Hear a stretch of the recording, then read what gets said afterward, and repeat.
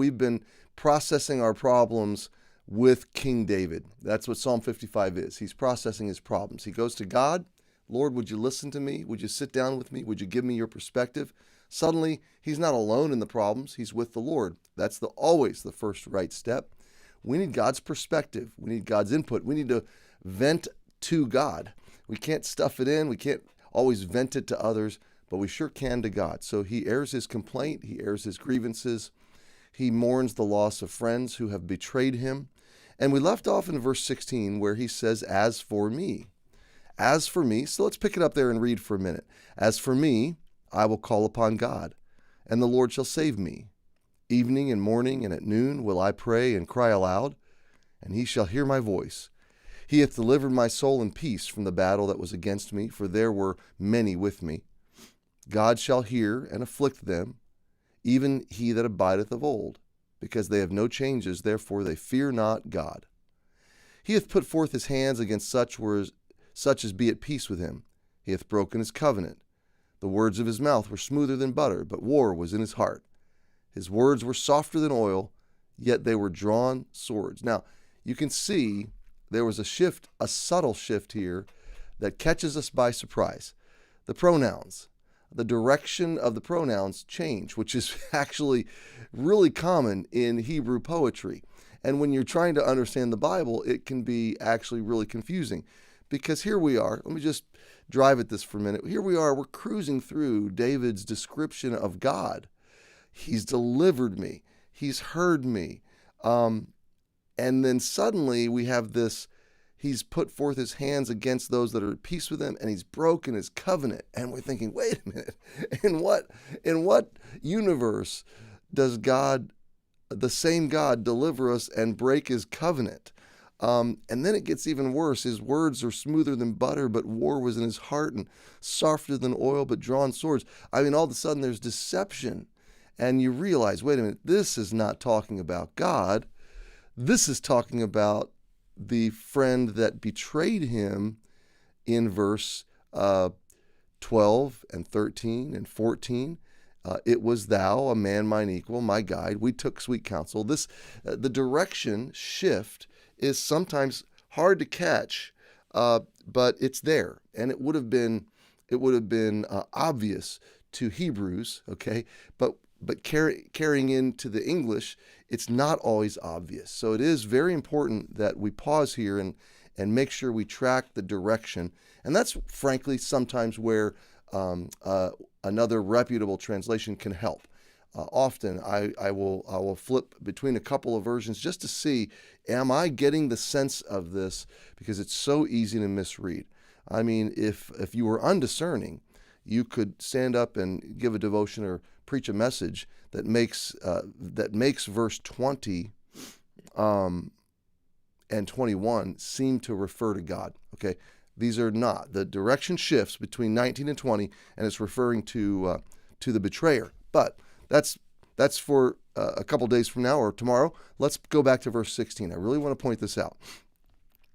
As for me, so first of all, David says, I can't control what everybody else is doing, but I can make my choices.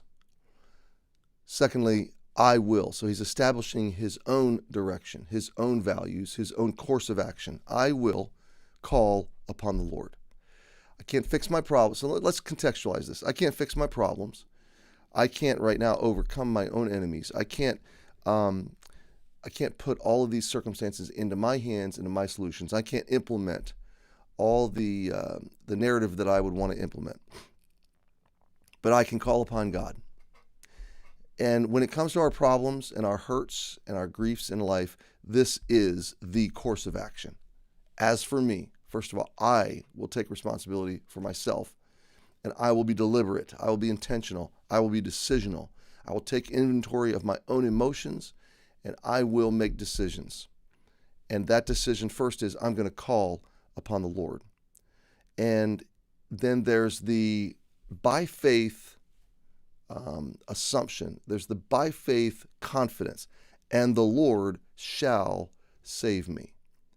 So whether immediate, whether eventual, or whether somewhere out there far in the future, the Lord shall save me.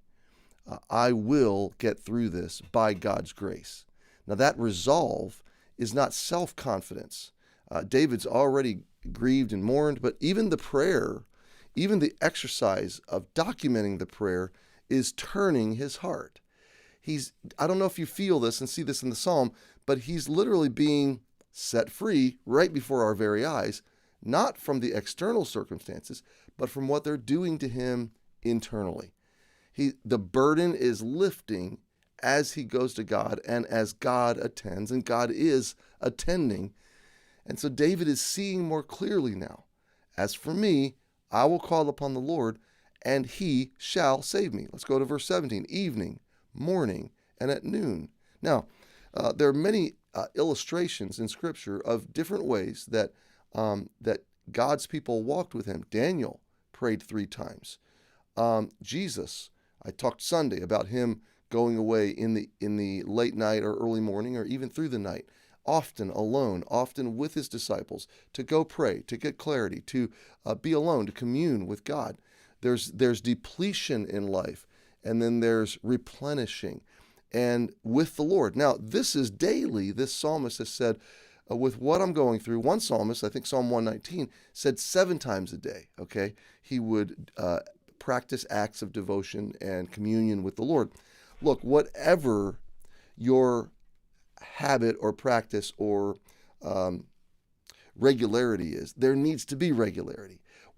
There's no one-size-fits-all formula, but you need a formula. You need a practice of going before the Lord. Now, I think there's something important about verse 17. Evening, morning, and noon will I pray and cry aloud, and he shall hear my voice.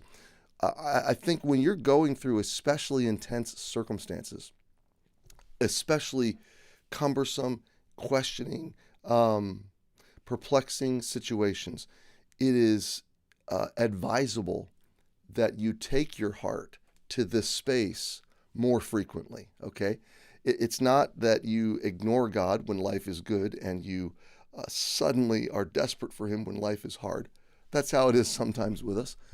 But I think when you're going through grief or hardship, it is valuable to say several times today, I'm going to set my alarm, set a reminder, pause.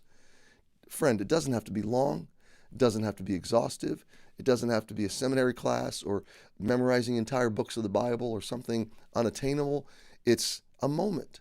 It's just a moment where you set aside, you quiet your world, you turn off your notifications, you get alone, and you talk to your God about what you're dealing with and what you're going through. Evening, morning, and noon, you pray and you cry aloud. Now, I just want to comment, there's something powerful about talking out loud, crying out loud to God. There's something transformative about that act of faith and that expression of desperation. So crying aloud to God, and he shall hear my voice. This is how we process our problems. It's good practice. It will take your heart to a different place. It will help you see a different perspective on your problems.